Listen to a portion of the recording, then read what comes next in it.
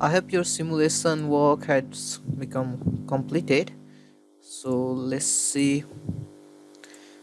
So inside my result folder, I have a close to around a million items. So after my simulation completed, this was actually going for a lot more than that. So I paused the simulation somewhere in between because the purpose of basically teaching this simulation work has been completed. So if I had to show you like a main reason how the naming is done in this way, then perhaps it will be better if I give you a proper example. So if I have something like a soccer ball and let anything be the background, for the time being let's select three.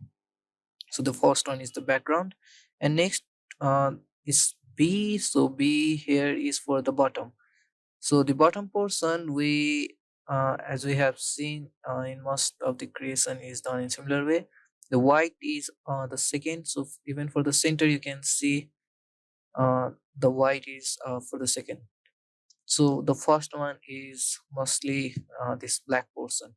So what do we want is just the center and the corner portion to be black and the remaining all white.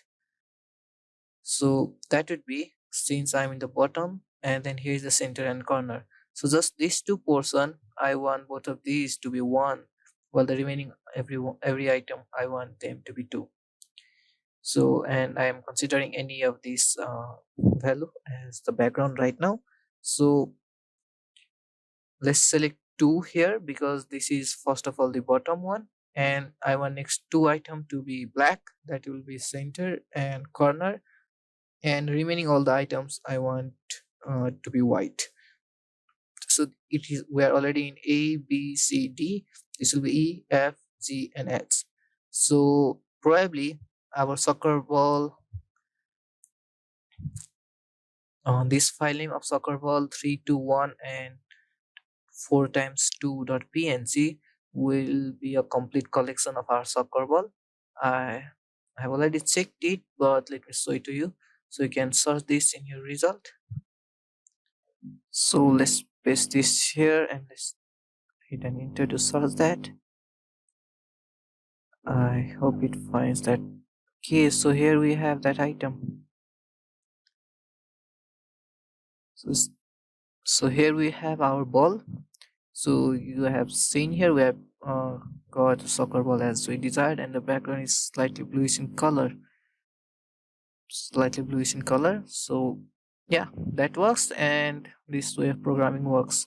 So if you'd like to create something that is not as large as these items and something quite big pixel, so the reason why I had created 100 by 100 pixel is because of the space that it requires.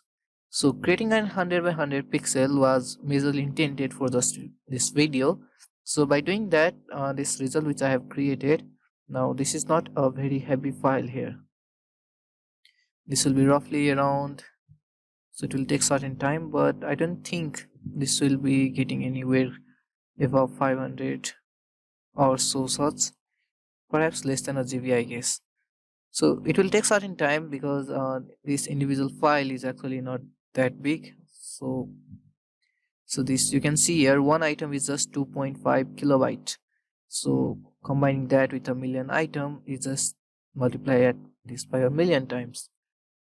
So that would still not be very large. So that's why the reason I had created for this video was just to teach you that how to save your space while creating NFTs, and more importantly, if you have make a less number of these collectibles, because having a million items is not, I don't prefer to say it as a rare item, but if you have something less like thousand of them, or maybe 2000, 3000, then or even below 1000, then that would be actually some rare items. So what you need to do in that case is, you don't actually have to make so many variations here. You do this loop inside, this loop should not cross perhaps three. So you should just have three loops, and probably try to make these items as least as possible, not too less, but probably having four of them.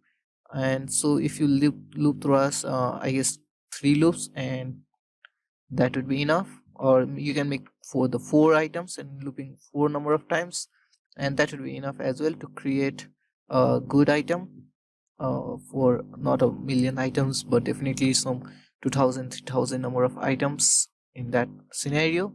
And moreover, when you are creating your NFT pixels, don't make your screen size very big, like a 1080 into 1080 pixel, because that would actually consume a lot more resource on your system as well. And if you prefer to go that route, you can definitely do it. You now know how to do it as well. Somewhere in my suggestion would be to go into 500 by 500 pixel size. That would actually be a better route. So what I'd like to say here is, when you create your design, first of all create something that would be around 500 into 500 pixel size, and your features, or you can call it your features directories or anything of one of these folders source types, there should not be anything more than three, or let's say four items for the time being.